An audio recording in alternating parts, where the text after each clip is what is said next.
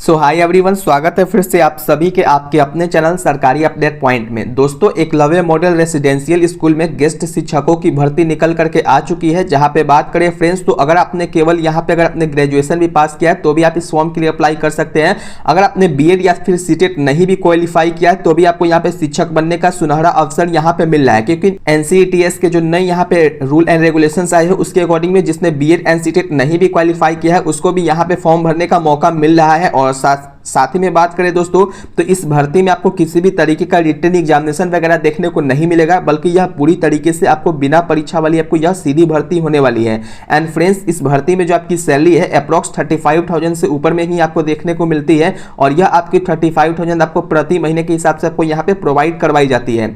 And friends, देखें तो इसमें आपको 6 अलग अलग स्कूलों से यहाँ पे विज्ञापन को जारी किया गया है, यानी कि 6 नए स्कूलों से यहाँ पे इस भर्ती को जारी किया गया है। और साथ ही में देखें तो आज की इस वीडियो में हम लोग डिटेल में जानने वाले हैं कि इस भर्ती के लिए क्या योग्यता रखा गया है, चयन की प्रक्रिया किस तरीके से होने वाली है, और उम्र की सीमा यहाँ पे कहां तक रखा गया और कब तक आप इसमें अप्लाई कर सकते हैं, किस तरीके से इसमें वैकेंसी में आप यहाँ पे पार्टिसिपेट कर सकते हैं। सारी इंफॉर्मेशन आपको लाइन बाय लाइन मिलने वाली है, तो विदाउट स्किप किए हुए इस वीडियो को देखिएगा ताकि आपको कोई भी प्रॉब्लम नहीं हो। तो चलिए दोस्तों, बिना टाइम को वेस्ट किए हुए इस वीडियो को स्टार्ट करते हैं।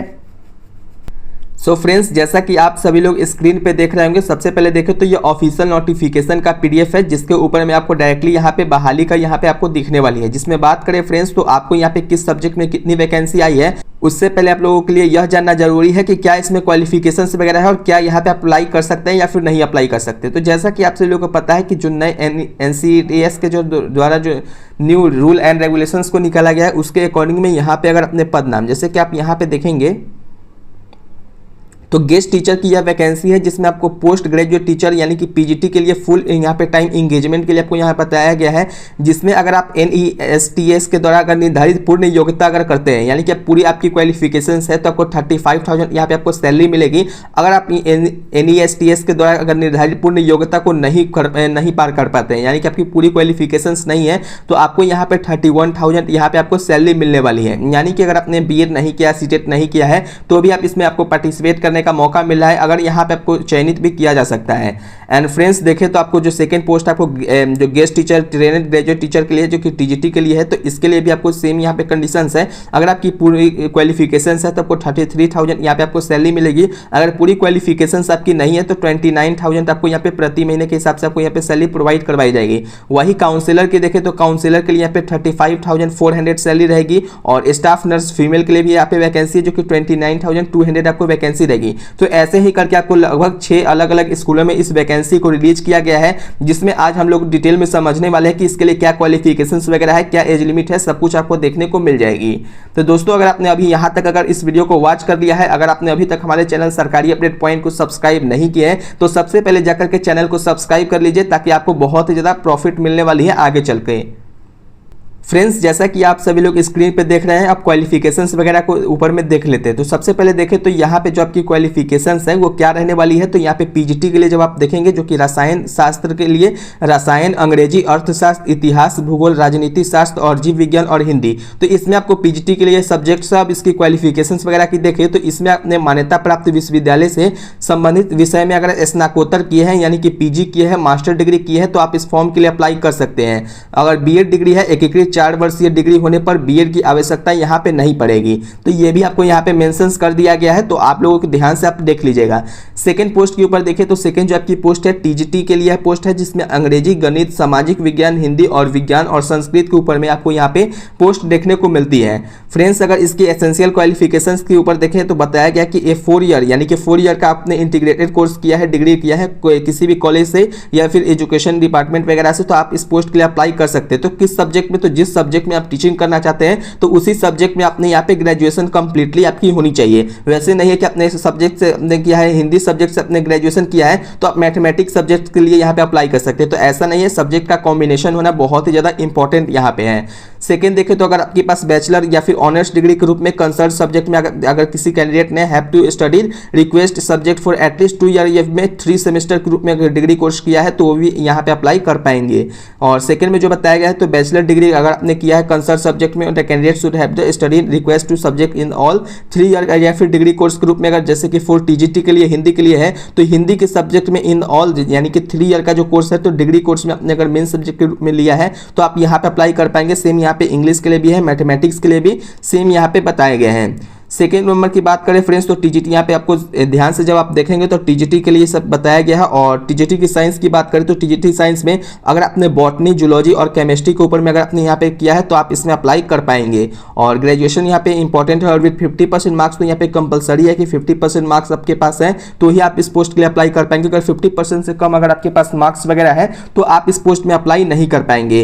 सेकेंड देखें तो फॉर टीजीटी सोशल साइंस के लिए, तो टीजीटी सोशल साइंस के लिए अगर देखें तो कैंडिडेट के पास जो है स्टडी एट एनी 2 सब्जेक्ट के रूप में, जो यहाँ पे 2 सब्जेक्ट है वो उसका जो है सब्जेक्ट में कॉम्बिनेशन होना चाहिए। जैसे कि देखिए तो ग्रेजुएशन में आपने जैसे कि हिस्ट्री है तो आपके पास ज्योग्राफी होना चाहिए या फिर इकोनॉमिक्स या पॉलिटिकल साइंस यहाँ पे आपके पास होनी चाहिए।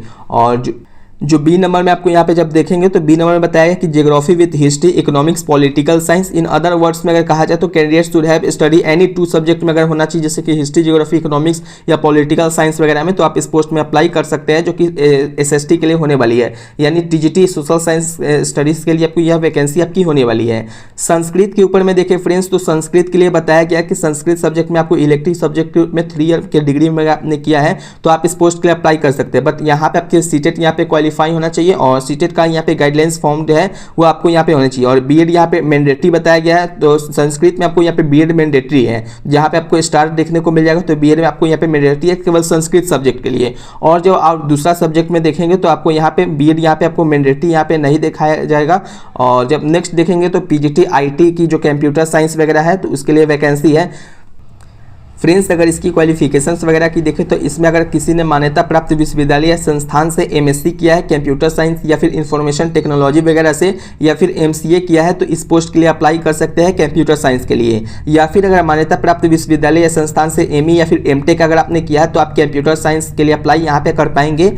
और सेकंड पोस्ट की देखें तो टीजीटी संगीत की शिक्षकों की जरूरत है जिसमें आपको टीजीटी म्यूजिक टीचर है, जिसके लिए अगर आपने मान्यता प्राप्त विश्वविद्यालय या फिर किसी भी संस्थान से अगर संगीत में अगर आपने स्नातक किया है तो आप इस पोस्ट के लिए अप्लाई कर सकते हैं। यहाँ पे आपको बीएड या फिर सीटेट की अनिवार्यता नहीं बताया गया, तो बीएड और सीटेट भी अगर आपने नहीं क्वालिफाई किया है तो भी आप इस पोस्ट के लिए अप्लाई कर सकते हैं। और फ्रेंड्स अगर बात करें तो आपको इसी तरीके से आपको टीजीटी कला शिक्षक के लिए मान्यता प्राप्त विश्वविद्यालय से फाइन या आर्ट किए हैं तो स्नातक किए हैं तो आप इसमें अप्लाई कर पाएंगे। टीजीटी पेट के लिए देखें तो मान्यता प्राप्त विश्वविद्यालय या संस्थान से अगर आपने शारीरिक शिक्षा विज्ञान में स्नातक किया है तो आप यहाँ पे अप्लाई कर सकते हैं। स्टाफ नर्स के ऊपर में देखें तो मान्यता प्राप्त विश्वविद्यालय से अपने नर्सिंग स्टाफ में ऑनर्स किया है तो आप इसमें अप्लाई कर सकते हैं। या फिर अगर आपने नर्सिंग एज में स्नातक की उपाधि किया है तो भी आप इसमें अप्लाई कर पाएंगे। और सेकेंड नंबर के ऊपर देखेंगे तो आपकी किसी भी मान्यता प्राप्त विश्वविद्यालय या संस्थान से अपने पोस्ट बेसिक या फिर बीएससी नर्सिंग किया है, स्टेट नर्सिंग किया है तो भी आप यहाँ पे अप्लाई कर सकते हैं। काउंसलर पोस्ट की अगर देखें दोस्तों तो काउंसलर पोस्ट के लिए आपके पास मास्टर डिग्री इन साइकोलॉजी या फिर क्लिनिकल साइकोलॉजी परफॉर्म अगर आपने किया किसी भी यूनिवर्सिटी के साथ में तो आप इसमें अप्लाई कर सकते हैं। या फिर अगर आपके पास 1 ईयर का डिप्लोमा गाइडलाइंस और काउंसलिंग के ऊपर में है तो भी आप इसके लिए अप्लाई कर सकते हैं। या फिर अगर the candidate should be study local language of the concert up to level of class 8 तक किए हैं तो अभी आप यहाँ पे अप्लाई कर सकते हैं। अब यहाँ पे नोट में बताया गया है कि पद क्रमांक 2 के लिए केंद्रीय शिक्षक पात्रता यानी सीटेट पेपर 2 में पात्रता परीक्षा उत्तीर्ण करने वाले अभ्यर्थी नहीं मिलने की स्थिति में राज्य शिक्षक जो पात्रता है यानी कि स्टेट पेपर 2 क्वालिफाई जिन्होंने किया उनके ऊपर भी यहाँ पे लिया जा सकता है। अब फ्रेंड्स देखिए आयु सीमा वगैरह की तो एज लिमिट वगैरह की तो यहाँ पे जो इसकी एज लिमिट है 1/1/2026 के अकॉर्डिंग में जो आपकी एज है कम से कम आपकी यहाँ पे 1 जनवरी 2026 के अकॉर्डिंग में मिनिमम 21 साल होना चाहिए। मैक्सिमम एज की बात करें तो मैक्सिमम 40 ईयर्स तक के कैंडिडेट इस पोस्ट के लिए अप्लाई कर सकते हैं। बाकी यहाँ पे देखिए स्टाफ नर्स वगैरह के लिए तो 21 साल से 35 साल तक के कैंडिडेट इसमें अप्लाई कर पाएंगे और आयु सीमा में 35 वर्ष की होगी। और आयु की जो पुष्टि हेतु जो मंडल द्वारा जो यहाँ पे जारी हाई स्कूल या फिर सर्टिफिकेट परीक्षा के अंक की सूची के अकॉर्डिंग आपको यहाँ पे किया जाएगा। बाकी देखें तो SC ST और यहाँ पे जो ओबीसी कैंडिडेट है उनके लिए अधिकतम आयु सीमा में जो भारत सरकार के निर्देश के अनुसार जो छूट है वो यहाँ पे दी जाएगी। जैसे कि बात करें फ्रेंड्स तो जो आप लोगों को पता होगा कि एकलव्य मॉडल रेसिडेंशियल स्कूल जो है अब यहाँ पे सेंट्रल लेवल की हो चुकी है। तो यहाँ पे आपको किसी भी राज्य में किसी भी स्टेट में या फिर किसी भी डिस्ट्रिक्ट में इस वैकेंसी को अगर निकाला जाता है तो आप यहाँ पे ऑल इंडिया से इस फॉर्म के लिए अप्लाई कर सकते हैं, चाहे आप किसी भी डिस्ट्रिक्ट से आप बिलोंग करते हैं। सो फ्रेंड्स उम्मीद करता हूँ कि आप लोगों को वीडियो पसंद आ रहा होगा तो आप इस वीडियो को लाइक जरूर कर दीजिएगा। अब फ्रेंड्स देखिए इसमें कि आपको सिलेक्शन प्रोसेस वगैरह क्या होगा। तो जो आपकी सिलेक्शन प्रोसेस है पूरी तरीके से आपको यहाँ पे जो भी आपको जो हायर एजुकेशन क्वालिफिकेशन है उसके मार्क्स के अकॉर्डिंग आपको यहाँ पे सेलेक्ट किया जाएगा। दोस्तों यहाँ पे आपको ध्यान रखना है कि आपको इस फॉर्म में भरने के लिए, इस भर्ती में आपको फॉर्म में अप्लाई करने के लिए क्या करना पड़ेगा। तो डायरेक्टली जो आपको है यहाँ पे आपको क्या क्या डॉक्यूमेंट वगैरह लगने वाली, तो वो भी मैं आपको दिखा देता हूँ। जैसे कि आप देखेंगे तो हाई स्कूल का सर्टिफिकेट जो कि अंक सूची और प्रमाण पत्र वगैरह है तो वो आपको लगने वाली है। हायर सेकेंडरी स्कूल का सर्टिफिकेट आपको यहाँ पे लगेगा, स्नातक की सर्टिफिकेट लगेगा, स्नाकोत्तर की सर्टिफिकेट अगर आपके पास है तो लगा सकते हैं, या अगर आपने बीएड या फिर बीपीडी का कोर्स अगर आपने किया तो आप यहाँ पे लगा सकते हैं। अगर सीटेट और टेट उत्तीर्ण है तो भी आप यहाँ पे कर सकते हैं। दोस्तों यह आपकी एक बात का और आपको ध्यान रखना है कि यह आपकी पूरी तरीके से कॉन्ट्रेक्चुअल बेसिस जॉब होगी, यह आपकी परमानेंट गवर्नमेंट जॉब नहीं होने वाली है, यह आपकी कॉन्ट्रेक्चुअल बेसिस पे जॉब होगी। दोस्तों अगर देखें तो इसमें आपको फॉर्म को डायरेक्टली यहाँ पे अप्लाई करके आपको अप्लाई करके आपको यहाँ पे जमा करवाना पड़ेगा। तो इसमें जो आपकी है डायरेक्टली वॉल कॉल इंटरव्यू के लिए तो यहाँ पे मौका मिलता है, बट यहाँ पे आपको क्या करना पड़ेगा। तो सबसे पहले जो है आपको इस फॉर्म को फिल करके जो भी आपके पास एजुकेशन क्वालिफिकेशंस वगैरह है उसका आपको डायरेक्टली स्पीड पोस्ट के माध्यम से आपको यहाँ पे अप्लाई करना पड़ेगा। और अप्लाई करने के बाद आपको यहाँ पे कोई भी ईमेल वगैरह आपको यहाँ पे नहीं मिलेगी, आपको डायरेक्टली जो है इंटरव्यू के लिए वहाँ पे पहुंच जाना है जो भी आप यहाँ पे अप्लाई करेंगे। और साथ ही में देखिए तो अप्लाई करने की क्या तारीख और डेट है, तो यह जो एप्लीकेशन है 10 जुलाई 2026 से स्टार्टिंग हो चुका है और इसकी जो लास्ट डेट है 21 जुलाई 2026 तक आप इसमें अप्लाई कर सकते हैं।